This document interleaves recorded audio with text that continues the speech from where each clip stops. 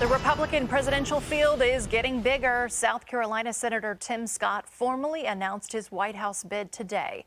Tom Yamas is in Charleston breaking down the growing fight for the primaries.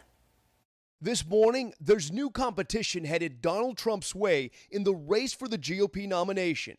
The newest presidential candidate, the Senate's only black Republican, South Carolina's Tim Scott, kicking off his 2024 White House bid in his hometown of North Charleston today. Kids are growing up immersed in a culture where everyone's a victim. The 57-year-old senator is expected to focus on his deep Christian faith and his hard-scrabble upbringing in South Carolina. I thank God Almighty that my grandfather, who was forced out of school as a third grader to start picking cotton to help his family, lived long enough to watch his grandson pick out a seat in Congress.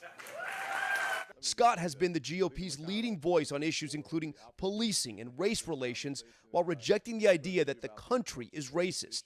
And he's reached across the aisle with friends including Democratic Senator Cory Booker. I think that as I look at this Republican field, he may be one of those people that is underestimated. With former President Donald Trump leading the GOP race, Scott joins an increasingly crowded lane of anti-Trump candidates, including his fellow South Carolinian, former UN Ambassador Nikki Haley, and former Vice President Mike Pence expected to announce shortly, along with the possibility of former New Jersey Governor Chris Christie also entering the race. And according to two sources, Florida Governor Ron DeSantis set to officially announce his campaign this week as he sharpens his attacks on Trump, blaming him for a lackluster midterms. I think the party has developed a culture of losing. It comes as DeSantis faces multiple battles back in his home state, including that ongoing feud with Disney.